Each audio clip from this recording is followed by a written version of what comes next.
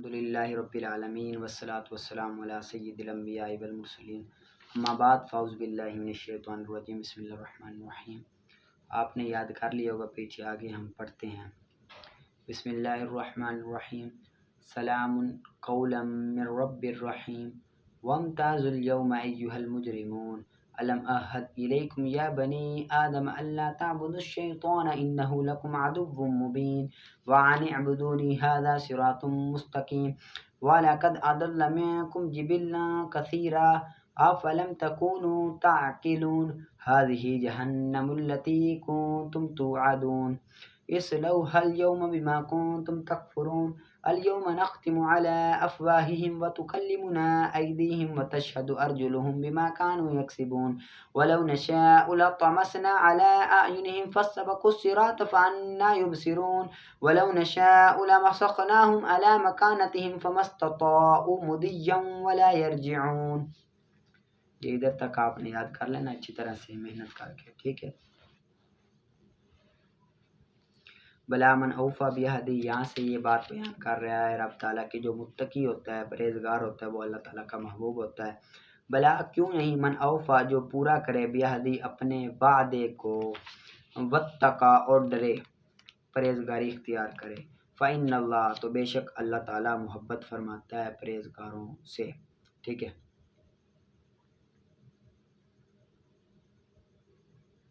ان الذین یشترون، اس آیت میں ان لوگوں کا بیان ہے جو رب تعالیٰ کے وعدے کو دنیا کے ساز و سامان مال کے لیے توڑ دیتے ہیں، ان کا انجام جو آخرت میں ہوگا اس بارے میں ہے۔ ان الذین، وہ لوگ جنہوں نے یشترون خرید لیتے ہیں، بعہد اللہ، اللہ کے وعدے کے بدلے، و ایمانہم اور اپنی قسموں کے بدلے، ثمنا قلیلا تھوڑی سی قیمت، اولئک یہ لوگ، لا خلاق لہم نہیں ہے کوئی حصہ ان کے لیے، فی الآخرۃ آخرت میں، ولا یکلمہم اللہ اور کلام نہیں فرمائے گا ان سے اللہ، ولا ینظر اور نظر نہیں کرے گا الیہم ان کی طرف، یوم القیامت قیامت کے دن اللہ، ولا یزکیم اور پاک نہیں کرے گا انہیں، ولہم اور ان کے لیے تو دردناک عذاب ہے۔ وَإِنَّ مِنْهُمْ لَفَرِيقٌ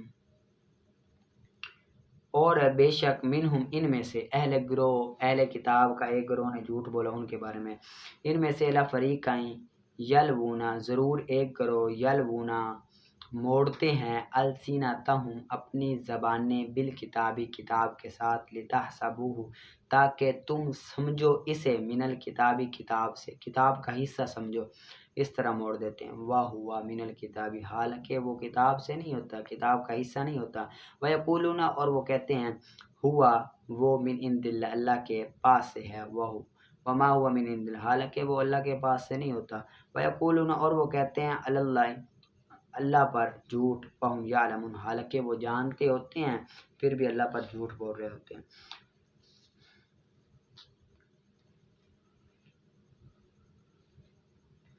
ما کان لبشر، جو انبیاء کرام ہیں وہ اپنی عبادت کی دعوت نہیں دیتے، بھئی میری عبادت کرو، بلکہ اللہ تعالیٰ کی عبادت کی دعوت دیتے ہیں لوگوں کو، اور نہیں کوئی حق لبشر کسی آدمی کے لیے، ان یؤتیہ اللہ کہ دے اسے اللہ، الکتاب کتاب، والحکم اور نبوت، کتاب اور حکمت، والنبوت اور نبوت، ثم پھر یقول وہ کہے، للناس لوگوں کے لیے، کونو ہو جاؤ، عبادن بندے، لی میرے لیے، من دون اللہ اللہ کے سوا سے، ولیکن لیکن بلکہ،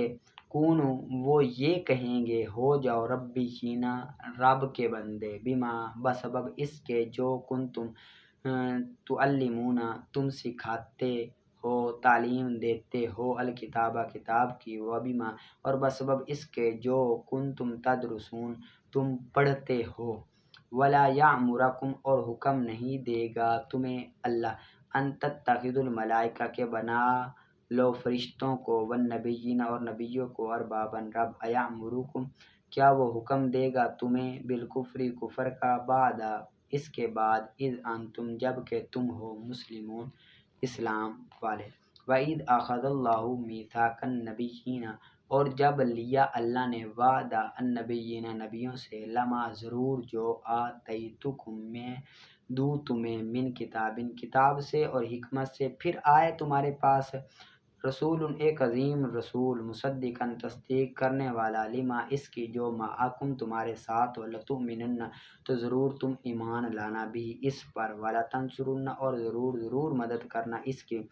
ضرور اس کی مدد کرنا۔ قال اللہ نے فرمایا اقررتم کیا تم نے اقرار کر لیا، واخذتم اور تم نے لے لیا، علی ذالکم اس اقرار پر، اس لیے بھاری ذمہ میرا۔ قال تو انہوں نے عرض کی اقررنا ہم نے اقرار کر لیا۔ قال پھر اللہ نے فرمایا فاشہدوا تو گواہ ہو، وانا اور میں، معکم تمہارے ساتھ، من الشاہدین گواہی دینے والا میں سے ہوں۔ فمن پھر جو تولا منحرف ہو جائے، بعد ذالک اس اقرار کے بعد، فاولئک تو یہ لوگ ہم الفاسقون نافرمانی کرنے والے ہیں۔ یعنی کہ خلاصہ اس آیت کا یہ ہے کہ رب تعالیٰ نے یہ فرمایا کہ نا میں تمہیں حکمت دوں گا، میں تمہیں کتاب دوں گا، پھر اگر تمہارے دور میں ایک عظیم رسول آ جائے، یعنی کہ ہمارے رسول ہمارے آقا آ جائیں، تو پھر تم ان کی تصدیق کرنا، ان کی مدد کرنا، ان پر تم ایمان لانا، یہ سب کچھ کرنا، ٹھیک ہے۔ آفا غیر دین اللہ، یہ رسول صلی اللہ علیہ وسلم نے فرمایا کہ اگر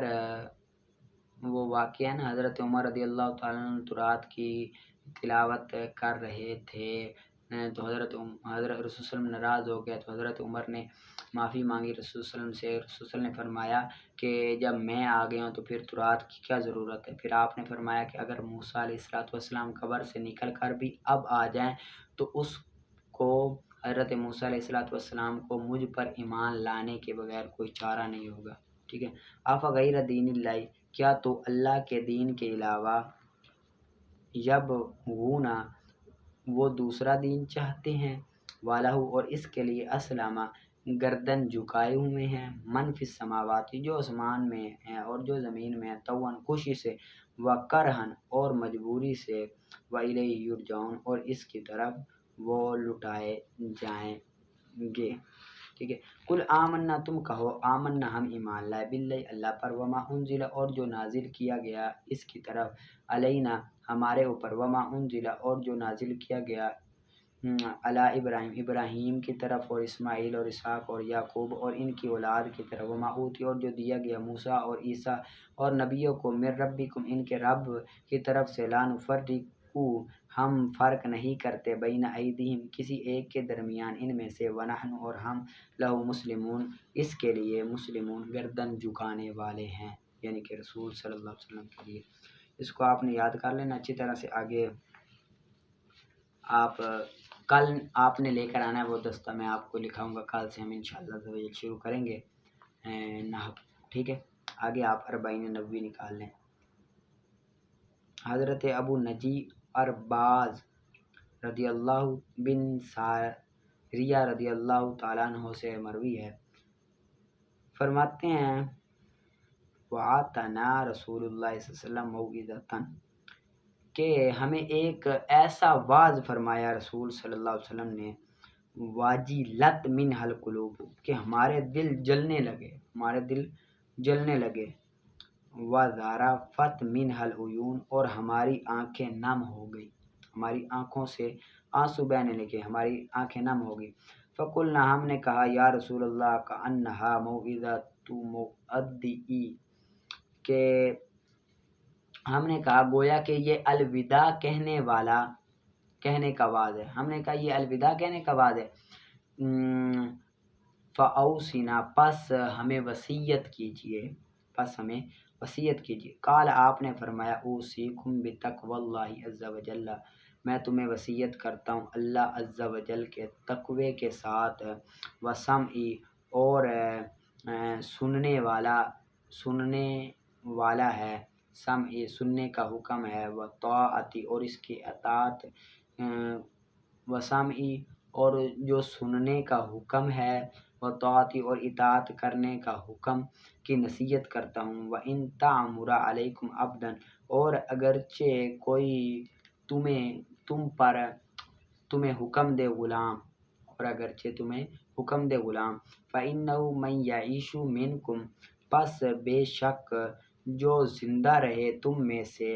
فَسَيَرَىٰ اخْتِلَافًا كَثِيرًا پس وہ عن قریب بہت زیادہ اختلاف دیکھے گا، فَعَلَيْكُمْ بسنتی، پس تم پر بسنتی میری سنت کو اپنانا، وسنت الخلفاء الراشدین المہتدین، اور ہدایت یافتہ خلفائے راشدین کی سنت کو اپنانا، یہ لازم پکڑو، یہ تم پر واجب ہے، ٹھیک ہے۔ ادو علیہ بالنواجذ، اسے داڑھوں کے ساتھ مضبوطی سے پکڑو۔ ادو علیہ بالنواجذ کہتے ہیں داڑھوں، نواخذ داڑھوں کے ساتھ، ادو مضبوطی سے پکڑ لو۔ وَإِيَّاكُمْ، اور تم بچو، محدثات الامور، نئی چیز سے بچو، ہر نئے کاموں سے بچو۔ فَإِنَّ كُلَّ مُحْدَثَةٍ بِدْعَةٌ، بس بے شک ہر نئی چیز بدعت ہے۔ وَكُلُّ بِدْعَةٍ ضَلَالَةٌ، اور ہر بدعت گمراہی ہے۔ وَكُلُّ ضَلَالَةٍ فِي النَّارِ، اور ہر گمراہی جہنم میں لے جانے والی ہے۔ اس کو روایت ابو داؤد ترمذی نے کہا اور کہا ہے یہ حدیث حسن ہے، صحیح ہے۔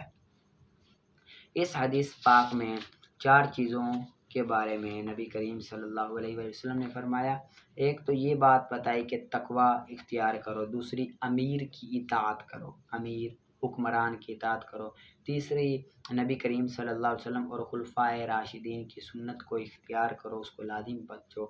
پکڑو، اور چوتھی بدعت سے بچو، بدعت سے بچو۔ اور یہ بات بیان کی کہ امیر چاہے وہ غلام ہی کیوں نہ ہو، اس کی بھی اطاعت کرنا تم پر واجب ہے، کیونکہ اگر تم اطاعت نہیں کرو گے تو تمام قوم متحد نہیں ہو سکتی، اس کے حکم کی پیروی کرو گے، ٹھیک ہے۔ اور اگر وہ اچھا کام کرے، اگر وہ برا کام کرے تو پھر اس کی پیروی کرنا ہم پر واجب نہیں ہے۔ ادھر سے رسول صلی اللہ علیہ وسلم نے یہ بات بیان کر دی کہ ایسا دور آئے گا جس میں نا اختلاف بڑا پھیل جائے گا، تو اس وقت تم پر یہ لازم ہوگا کہ تم میری سنت کو اختیار کرو اور خلفائے راشدین کی سنت کو اختیار کرو، کہ تم اس کو اختیار کرو گے تو کامیاب ہو جائے گے۔ اور آگے بتایا کہ نیک کام بہت ہو گئے، نیک کام یہ گمراہی ہے اور ہر گمراہی جہنم میں لے جانے والی ہے۔ اس کے بارے میں نے پیچھے حدیث میں بتا دیا تھا، جو 5 نمبر حدیث میں آئی تھی کہ بدعت کی 2 قسمیں، ایک بدعت حسنہ، بدعت سیئہ ہوتی ہے اور بدعت حسنہ ہوتی ہے۔ جو بدعت سیئہ وہ بری بدعت ہوتی ہے، جو گناہ ہو وہ بدعت ہے، بدعت حسنہ وہ اچھی بدعت ہے۔ اور یہاں پر اس بدعت کے بارے میں بتایا گیا جو سنت کے خلاف ہو، ہر نیا کام جو سنت کے خلاف ہو وہ گناہ کا کام ہے، جو سنت کے موافق ہو، سنت سے ٹکرائے نہ، وہ گناہ نہیں ہے۔ ہر وہ کام جو سنت کے موافق نہ ہو، سنت سے ٹکرائے، وہ کیا ہے؟ گناہ ہے، ٹھیک ہے۔ اس کو آپ نے اچھی طرح سے یاد کر لینا محنت کر کے۔ آگے آپ نکالیں فیضان تجوید کا۔ فیضان تجوید کا سکتہ اور امالہ کا بیان ہے۔ سکتہ کا لغوی معنی رکنا ہے، اور سکتہ کا اصطلاحی معنی کلمے کے آخری حرف پر سانس توڑے بغیر تھوڑی دیر آواز روک کر رکنے کو سکتہ کہتے ہیں۔ سکتہ کی 2 قسمیں ہیں، سکتہ واجب، سکتہ جائز۔ سکتہ واجب قرآن مجید میں امام حفص رحمۃ اللہ علیہ کے مطابق 4 کلمات میں بطریق شاطبی رحمۃ اللہ علیہ سکتہ واجب ہے۔ یہ جو ہم قرآن پاک پڑھنے ہیں نا، یہ قرات حفص پر ہے، ٹھیک ہے، قرات حفص پر ہے، 7 ہے نا قرات، تو یہ قرات حفص پر قاری ہے، تو اسی کے مطابق یہ ہے، ٹھیک ہے۔ جو سورۃ کہف میں ایوا جن قیمہ، یہ اس پر صدقہ واجب ہے، سکتہ واجب ہے۔ ممر قادینہ ہاذا، اس پر جو قرآن پاک میں پڑھا گیا یہ سورۃ یاسین میں، ٹھیک ہے۔ آگے من راک، اور متففین میں بل ران، ٹھیک ہے۔ سکتہ جائز 4 جگہ پر ہے، ظلمنا انفسنا، آگے اس طرح اولم یتفکروا، اعرض عن ھذا، اور یصدر الرياء، ادھر، ٹھیک ہے۔ آگے سکتہ کا حکم یہ وقف کی طرح ہوتا ہے، کہ وقف میں ہے کہ متحرک کو ساکن کیا جائے گا، 2 زبر کو الف سے بدل کر پڑھا جائے گا، اور جو آخر میں تا ہوگی نا اس کو ہا کر دی، یعنی کہ جس طرح وقف کا حکم ہے اس طرح اس کا سکتے کا بھی حکم ہے۔ امالہ کا لغوی معنی مائل کرنا، اصطلاحی معنی زبر کو زیر کی طرف اور الف کو یا کی طرف مائل کر کے پڑھنے کو امالہ کہتے ہیں۔ روایت امام حفص رحمۃ اللہ علیہ کے مطابق قرآن مجید میں صرف ایک کلمہ مجریہا میں امالہ ہوا ہے، اور یہ امالہ کبریٰ ہے، ٹھیک ہے۔ یہ آپ نے